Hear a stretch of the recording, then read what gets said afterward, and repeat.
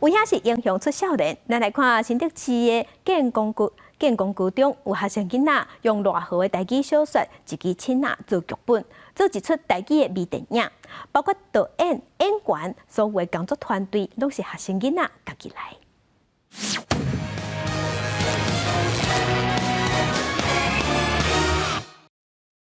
恁阿爹过身了后，钱拢开了了。隔壁阿青嫂讲我一个查某人，无法度车养伊一个囡仔大汉，着小解后一个好啊。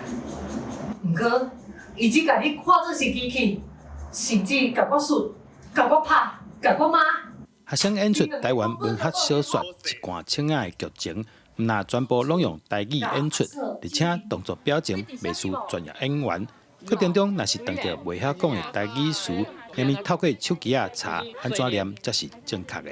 特别用台语，就会感觉讲较趣味，因为是平常时大部分的人较无去接触的语言，所以伫咧规划即个剧本的时阵，就是大家会去看讲，倒位爱做转变，啊，啥物字爱用啥物发音，这是大家会去特别注重的所在。 在用词，然后腔调，然后还有发音那些都要特别留意。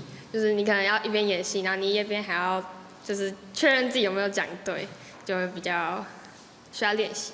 其实演员内底嘛有完全袂晓讲台语的学生，不过透过即摆演出，对台语更较有兴趣。自己本身就不太会讲台语，所以我也但是为了演这出剧，我也很乐意去学习，然后各种。 讲的方法，或是一些念的 paper 之类的。那闽南语朗读、闽南语演说，然后还有他们班甚至好几位，这个班甚至好几位自主学习，都是做闽南语学习。